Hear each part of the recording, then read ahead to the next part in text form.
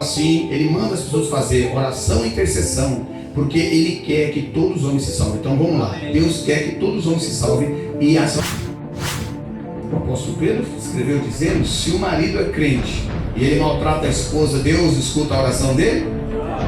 Está escrito. Você quer crescer, quer prosperar, você quer ter saúde, você quer ver tua família convertida? Então não esquece da vingança.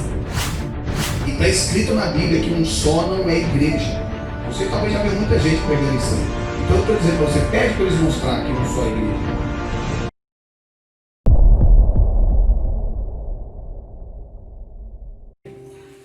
Lucas 7, versículo 1. E depois de concluir todos esses discursos perante o povo, entrou em Cafarnaum, e o servo de um certo centurião, a quem este muito estimava, estava doente e moribundo. Esse moribundo aqui é como se fosse endemoniado. E quando ouviu falar de Jesus, enviou-lhe uns anciãos dos judeus, rogando-lhe que viesse curar o seu servo.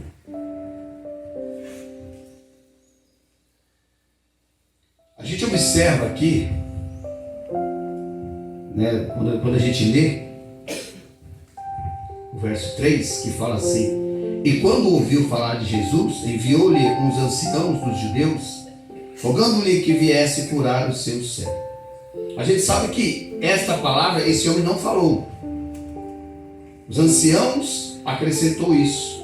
É errado? Lógico que não. De jeito nenhum. Até porque o certo não é você falar bem de você perante Deus. O certo é os líderes, o pastor falar bem de você perante Deus.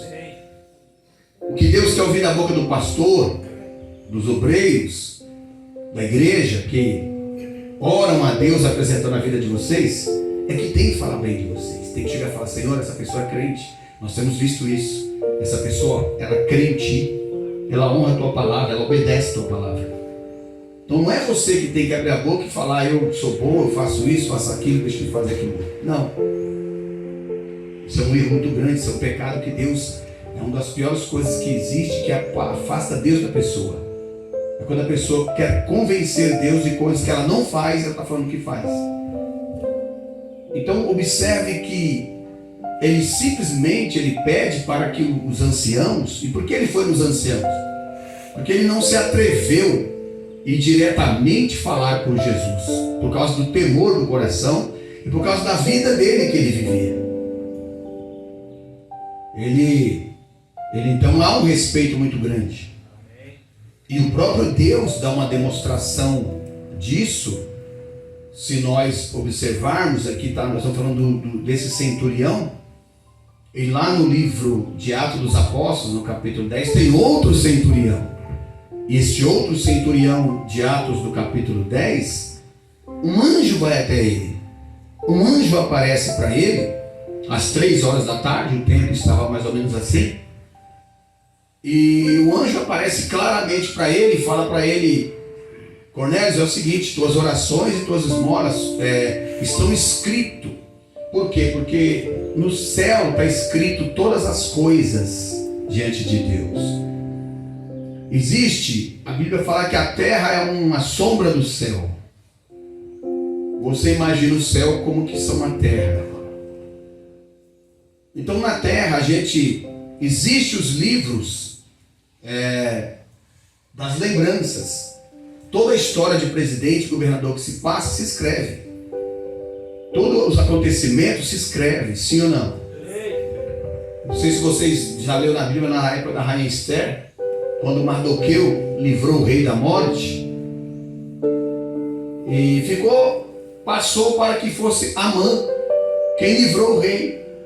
Porém, foi escrito o acontecido no livro das crônicas do rei, que é chamado os livros das memórias. Porque um dia o rei pega aquele livro e começa a ler, e vê os acontecimentos que aconteceram no passado. Quando se morreu, quando se viveu, quando se nasceu, se teve alguma tragédia, se teve alguma coisa boa. E o rei achou no livro dele escrito que Foi Mardoqueu quem livrou ele da morte, não Amã. Foi Mardoqueu e não Amã. Se ele não tivesse lido o livro, ele não iria saber nunca, estaria sendo enganado. Assim Deus é do mesmo jeito. Amém. Deus, ele não pensa que Deus sabe de tudo. Se ele quiser saber de tudo, ele sabe, mas ele não quer saber de tudo. Quando se trata do pecador, Deus nem o conhece. Como que Deus não o conhece? Porque Deus não tem aliança com o pecador. Então como é que eu faço? Deus, ele chega até o pecador através da intercessão. Tem pessoas que não sabem o porquê da igreja na terra. Quando a gente fala assim, que Deus quer que todo homem se salva. E a salvação da humanidade está na minha mão, na sua mão. A salvação da tua família está na sua mão. Não está na mão de Deus. Está na sua mão, é bíblico isso.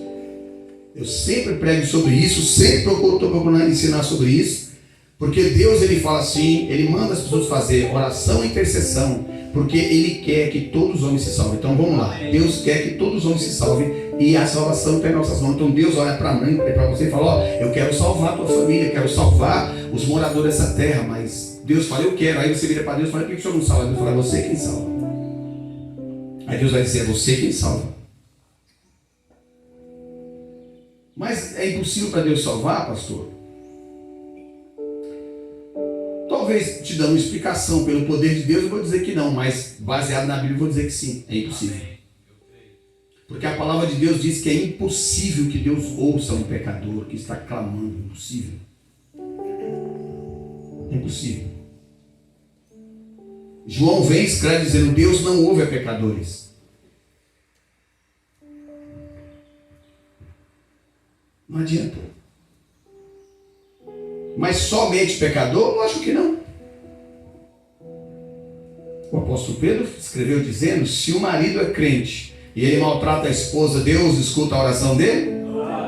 Está escrito. Não escuta, quer dizer, não precisa nem ir no pecador.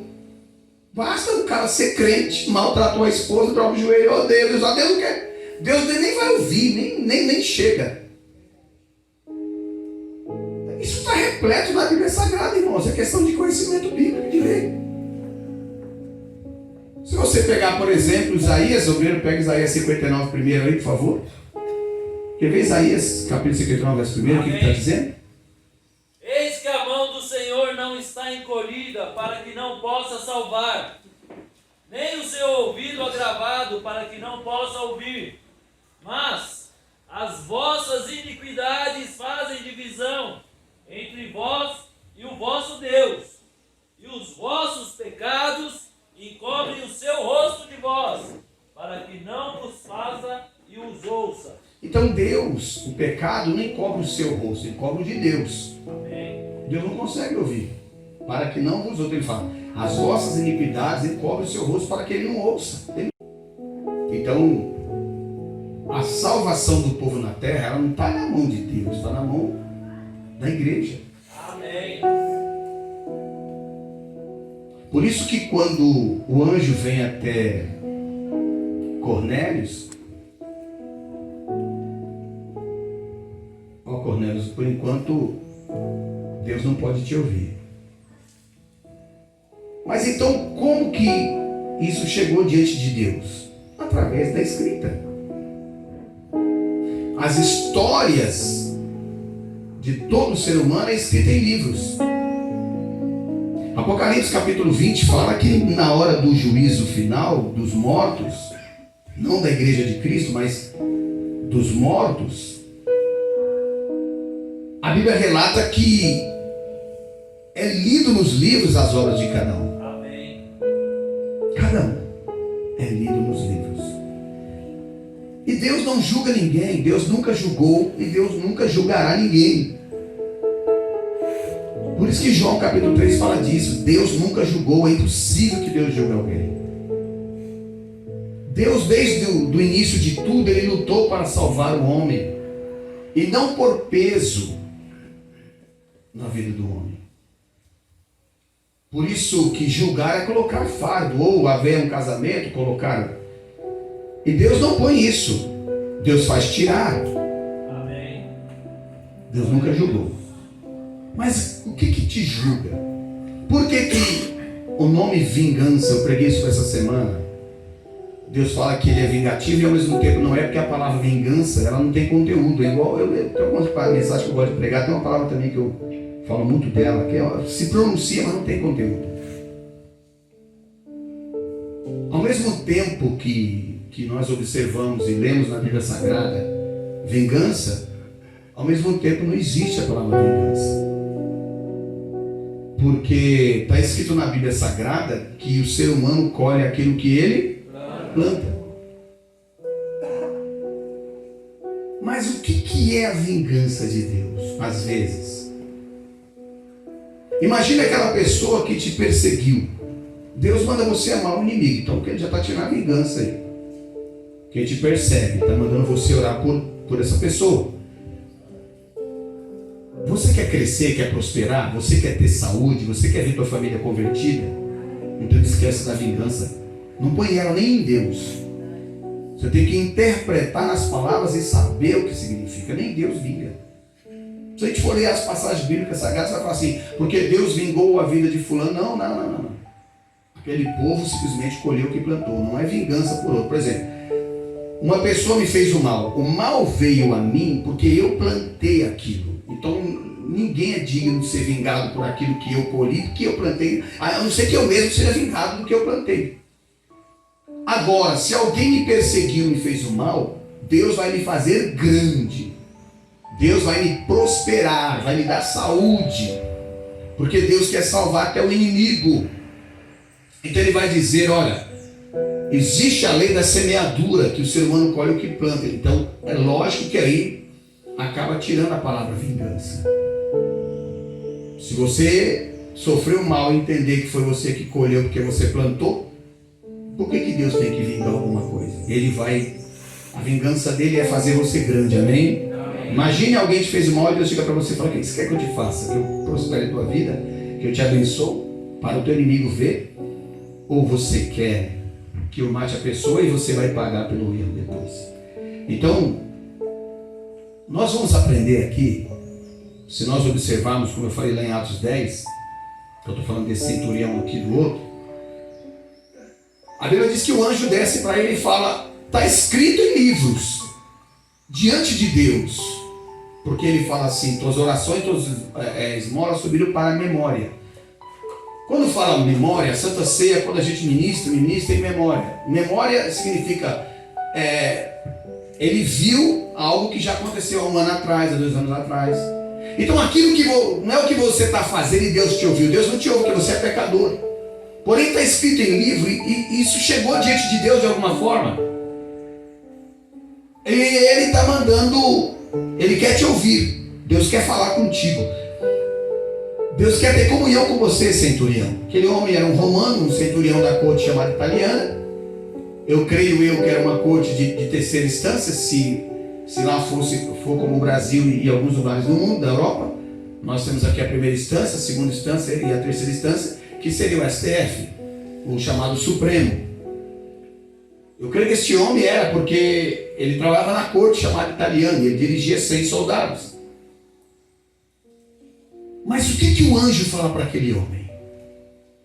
O anjo simplesmente chega para o homem e fala assim, é o seguinte, Deus ele precisa te ouvir, você precisa ouvir Deus, você precisa ser salvo. Porém, não foi dado para mim, anjo, pregar o evangelho. Não foi dado para os querubins, serafins. Aqui na terra tem uns homens pregando, falando o que você precisa ouvir. Quer dizer, se o anjo fosse na tua casa, ele ia mandar você vir para a igreja e ouvir o pastor pregar. Amém? Amém. O anjo simplesmente ia bater na tua porta e falar, vá para a igreja e ouça o que o pastor pregar lá. Porque o que o pastor pregar é o que eu também estou ali para agir. Eu, como anjo, fui enviado para agir segundo a pregação que ele lê lá na Bíblia e segundo você abrir o coração e dar lugar. Eu vou te abençoar. Eu vou abençoar a tua vida.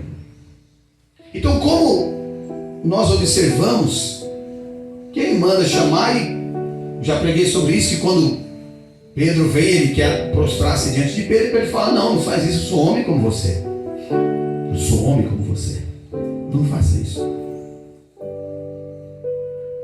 Até porque todos que vêm do céu, os anjos que é enviado do céu, eles são enviados para auxiliar os profetas da terra. Quando os anjos foram enviados até Eliseu, A Bíblia diz que, segundo a palavra de Eliseu, eles cegaram o exército inimigo. Se Eliseu falasse mata, matava. Os anjos que foi enviado para te guardar, eles só vão agir segundo as suas atitudes e orações e profecia. Se você é uma pessoa que só vive com palavras de negatividade, de fracasso, derrota, o que o anjo vai fazer que foi enviado? O anjo, ele é enviado e ele vai vir para te ajudar segundo a tua fé, segundo você ver os inimigos e partir para cima. Porque no final dos tempos é tanto bom. Hoje em dia tem gente pregando que você não precisa mais ir para a igreja. Eu vejo direto uma pessoa compartilhando, uma mulher compartilhando coisa na internet, dizendo nós somos tudo bem que se fala nós somos igreja, eu concordo, mas eu sou igreja, eu discordo. A Bíblia não diz que eu sou igreja. A Bíblia diz que eu sou templo. Para mim ser templo, eu tenho que ser igreja. Igreja é facção, igreja é turma. Igreja é quantidade. Sem quantidade, eu não sou igreja. Depois que eu aprendo a viver em quantidade, aí eu consigo receber ele no singular em mim e ser templo. Porque o nome igreja não é singular, é plural. Então nós temos que vigiar muito disso. Preste bem atenção que Deus quer abençoar você nessa manhã. Então é necessário que você congregue em uma igreja, que você tenha uma congregação. E está escrito na Bíblia que um só não é igreja. Você talvez já viu muita gente pregando isso aí. Então eu estou dizendo para você, pede para eles mostrar que um só é igreja. Eles vão ler onde eu falei, lá em Coríntios. Não sabeis que sois o templo de Deus? Porém, a Bíblia diz que um só não pode ser igreja. Já li isso aqui para vocês, sim ou não? Está escrito. Então para mim ser igreja, eu tenho que... Os judeus consideravam que para ser igreja tinha que ser a partir de 10 pessoas. Eu ouço isso desde quando me converti, que eu prego o evangelho, que eu sabia disso. Que a igreja, para os judeus, ela tinha que ter 10. Jesus veio com 12. Já para dar uma demonstração de que era a igreja.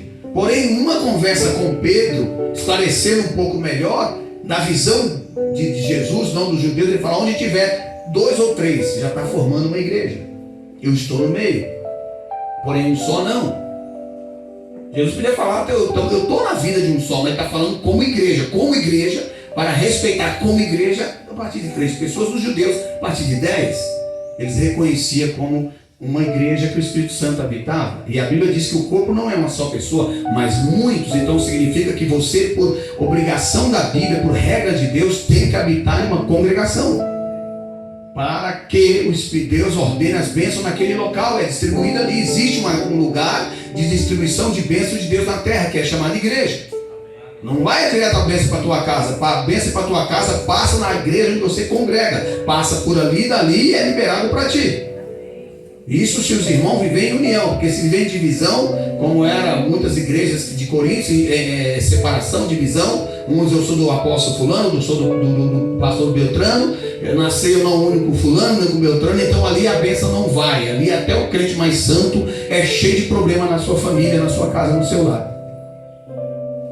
Então, o que nós vamos aprender hoje? Você vai aprender que a salvação não está na mão do Senhor. A salvação está na mão da igreja. Quando Deus manda João Batista, a salvação estava na mão de quem? Poderia alguém dizer, João Batista, eu não quero te ouvir, não quero passar com você, porque o meu negócio é com Deus, eu estou salvo com Deus. Era assim? Foi assim que os fariseus fizeram. Não quero ir até João Batista. Deus dizia, vai até João, porque ele tem salvação. Se você obedecer o que João fazia lá e batizar e descer as águas, passou para o João, então está salvo. Deus vai perguntar, Deus no céu, ei, passou lá para o João? Mas não é o Senhor que salva, não quero saber. Passou por lá para o João? Passei, disse, então está na mão de João, simples assim. Aí Jesus fala assim, quem quiser receber Deus tem que receber quem? Tem que receber os pregadores, sim ou não? Jesus falou assim, eu envio a voz. Quem recebe a voz, recebe a mim. Quem recebe a mim, depois de vocês, recebe o meu Pai.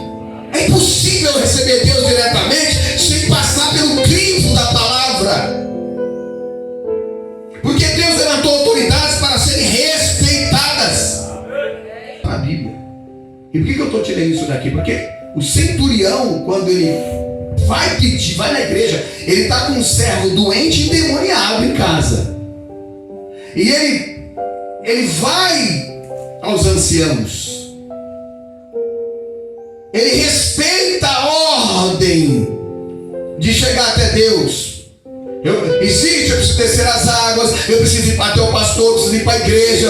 Existe. E a Bíblia diz aqui, verso 4 do capítulo 7 de Lucas: e chegando eles junto de Jesus, rogaram-lhe muito, dizendo: é digno de que lhe concedas isso. Você lembra que eu te falei do verso anterior? Que ele não pediu para Jesus na casa dele. Isso foi um acrescento dos anciãos. Então os anciãos acrescentam: olha, ele é digno que o senhor vá na casa dele. Mas quem está falando isso? Os anciãos. Mas quando o centurião pediu para os anciãos, ele pediu dizendo para ele curar de lá da onde ele está. Meus amados irmãos, preste bem atenção. Intercessão é a coisa fundamental para tudo, para a salvação na terra. Ah, quero salvar fulano. Faça orações, deprecações com ações de graças. Porque Deus quer que todos os homens se salvem. E Deus depende da tua oração. Repita assim comigo: começando pela minha casa. Você sabia que o único meio de salvar um pecador através da intercessão é pela misericórdia? Você tem que levar misericórdia para dentro da tua casa. Se você levar religião, levar lei para dentro da tua casa, você não salva ninguém. Você tem que levar graça, porque são todos pecadores. Você tem que levar misericórdia. Eu falei para algumas mães aqui, chegou e falou: pastor, olha para os meus filhos que estão nas drogas. Eu falei para eles salvar é só a misericórdia de Deus, graça. E para que a graça chegue até ele, vai ter que haver um intercessor. Vai ter que haver alguém intercedendo. E Deus vai observar a vida do intercessor. Deus vai ver a vida de quem está intercedendo. Deus vai ver a vida de quem está clamando em prol de alguém. Porque a lei da bênção para a tua vida também é essa. Porque se você pensar só em você, você é egoísta. Você é egocêntrico. Está escrito isso lá em Tiago 4, sobre a oração. Se você ora pedindo só para você, pensando no teu deleite, você não vai receber nada. Pedis mal, porque pedis só para você, só pensa em você. Mas a lei da bênção de Deus é quando eu peço para outros, quando eu peço para vizinhos, quando eu peço para outras pessoas. Aí vem para mim a vitória, a bênção, a cura, a saúde, o milagre, a prosperidade. Quando eu aprendo isso, que eu começo a dobrar o joelho e pedir para os outros.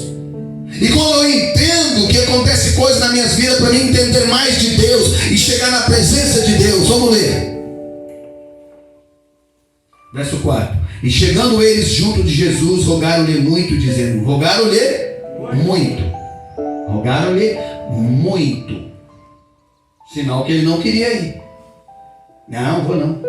Mas é um centurião romano. Não vou lá não. Apesar que o centurião romano não chamou ele para ir na casa dele. Pediu para que ele curasse o filho de lá mesmo.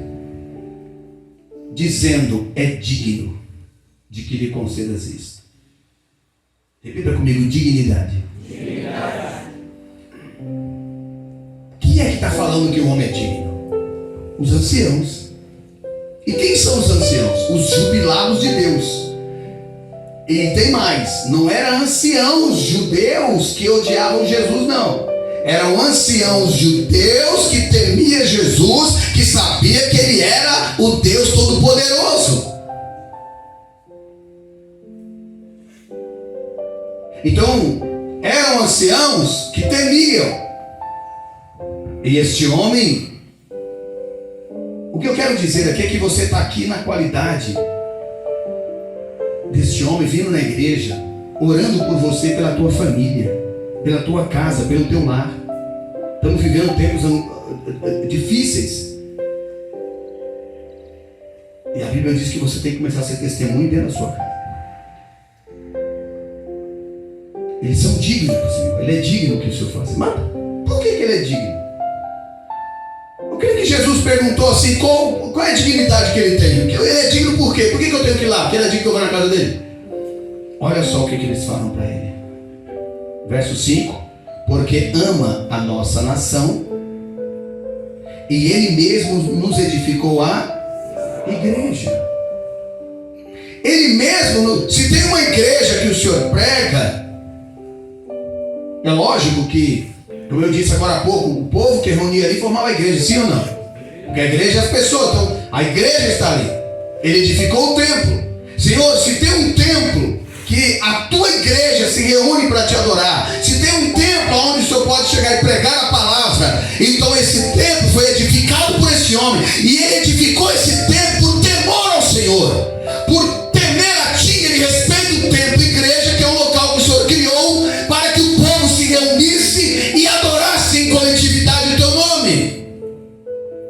Então, se há um local assim aqui em Cafarnaum, é sinal que foi por causa dele, porque ninguém tinha condições de fazê-lo, e ele fez. Ele é rico, ele tem condições, e ele ama a nossa nação, ele ama ao Senhor, ele sabe quem é o Senhor, ele sabe quem é. E a Bíblia diz que Jesus, depois que eles falaram para ele, ele ama o Senhor, ele ama a gente, ama a tua palavra, e ele mesmo edificou a igreja, foi ele que construiu a igreja. Verso 6: e foi Jesus com eles, mas quando já estava perto da casa, enviou-lhe o centurião uns amigos. Amém? Isso aqui é uma passagem típica que se fala só de intercessão. Primeiro ele enviou os anciãos, intercessão. Os anciãos iam interceder a Jesus por ele. Quando está chegando, ele mandou os amigos. Os teus amigos falam o que de você? Os teus amigos oram por você? Os teus amigos são pessoas de oração ou são pessoas que não temem a Deus? Porque o amigo, os amigos, eu não sei quantos foi, para eles também teriam que temer a Jesus. Temer a Jesus. Porque se não temesse, não iria. Mas você está brincando, centurião? Vocês são seu amigo, mas eu não gosto daquele cara não, que lá diz que é Deus aí, eu quero crucificar ele logo. Eu vou ter que ir nele, vem todo mundo lá falar, e essas palavras que o senhor está mandando aí, vou não. Primeiro que os anciãos teriam que temer Jesus, depois os amigos dele também na intercessão precisavam temer Jesus, pelo que eles iriam falar em praça pública. Quem são os teus amigos que oram por ti? Quem são os teus amigos que te rodeiam? São os que bancanteiam as banquetes todos os dias, festas, churrascos? Ou são aqueles que também gostam de churrasco, mas que põem o joelho no chão e oram a Deus? Quem são? É aqueles que quando você está com um problema, que simplesmente já põe o joelho e começa a orar? Ou é aqueles que começam a te oferecer uma cerveja, uma cachaça? Quem são os teus amigos? Porque diz aqui que já estava perto, o centurião enviou alguns amigos, intercessão novamente, dizendo-lhe, os amigos iam falar isso: Senhor, não te incomodes, porque não sou digno de que entres debaixo do meu telhado. Os amigos iam ter que falar isso. Mas só isso? Não, eu não sei quantos amigos, 4, 5, 6. Ele manda e os amigos foi se humilhar e falar em praça pública. Não um só. Olha o 7, na boca dos amigos ainda. E por isso, nem ainda me julguei digno de ir ter contigo. Quer dizer, ele falou aqui 2 vezes que não é digno. Não sou digno que o Senhor entre debaixo do meu telhado. E a segunda diz: e por isso não me achei digno de ir ter contigo. Dize, porém, uma palavra e o meu criado estará lá. Era isso que ele pediu para os anciãos falar. Mas como os anciãos gostavam dele, falou: Jesus vai na casa dele. Como os anciãos gostavam do centurião e o centurião respeitava eles, ajudava sempre, ele dizia: Jesus vai, Jesus iria. Porque ele falou: Senhor, o Senhor é digno. Irmãos, repita assim comigo: pelo Espírito Santo, pelo sangue de Jesus, eu sou digno que o Senhor vá comigo hoje na minha casa, salvar a minha família. Amém? Mas a dignidade é sua, pessoal? Não. Mas porque você entregou a vida para Jesus, a dignidade está em Cristo Jesus. Se você é aquele que faz a obra, cuida da igreja, obedece a palavra, então não somente eu, como os anjos, vai dizer para Deus: Senhor, ela é digna, ele é digno que o Senhor vai, porque é uma pessoa que obedece a tua palavra, que crê em ti, que tem temor de ti, é uma pessoa que confia no Senhor e na Bíblia Sagrada.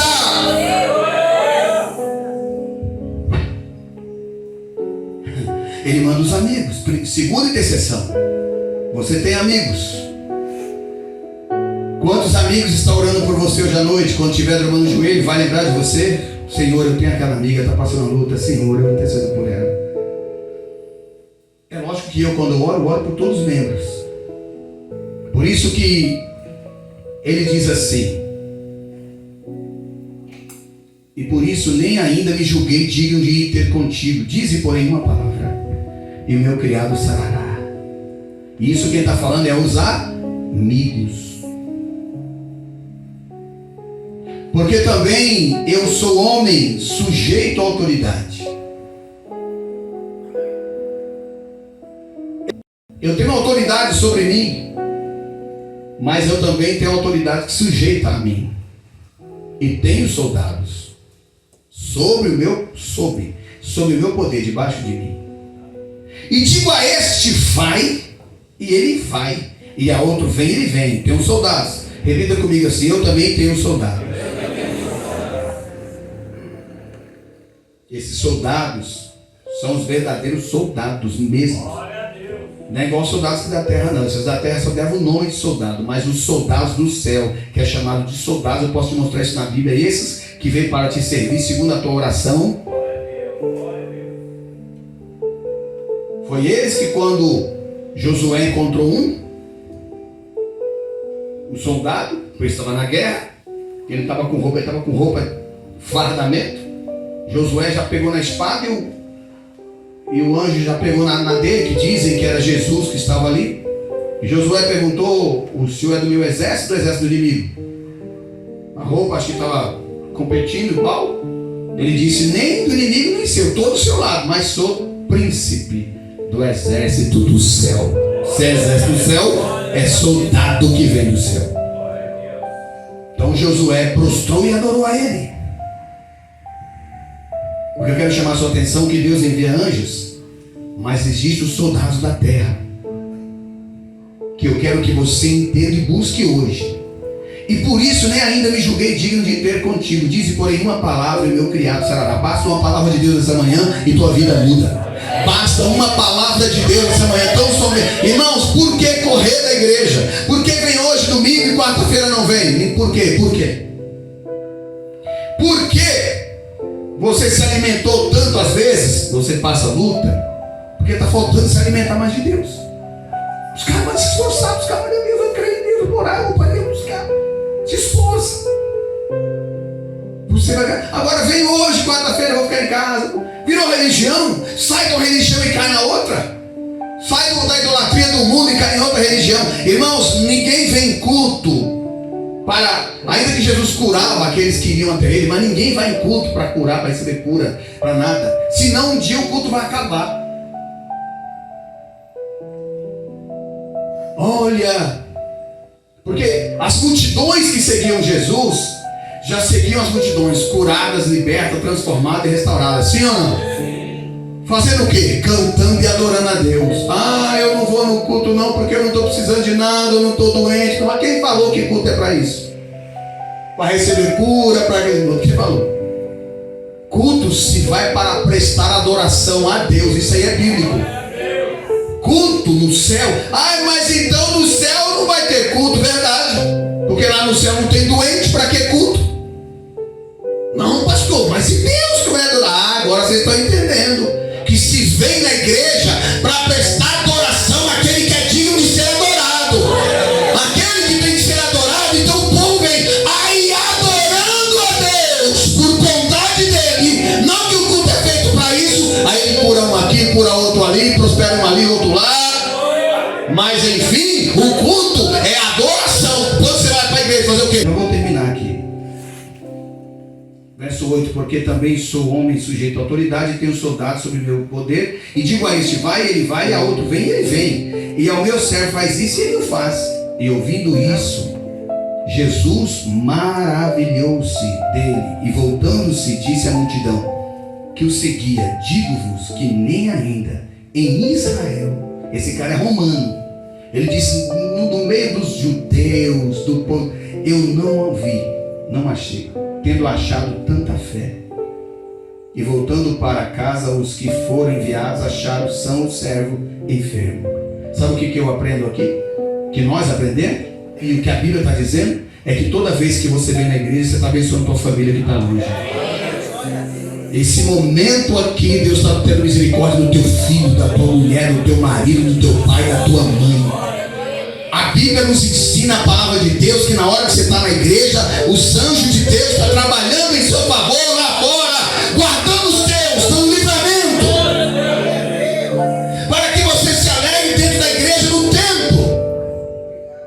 Por isso que Jesus não chegou aí até na casa. Tudo bem, se ele falou isso, depois eu vejo ele em outro lugar, depois a gente conversa. Mas já que ele mandou falar isso, ele é uma pessoa de autoridade, eu também sou. Jesus disse, eu também sou. Então agora o anjo vai sair daqui e vai lá curar o filho dele. Naquela hora, quando ele fala, manda um anjo vir aqui, Deus mandou.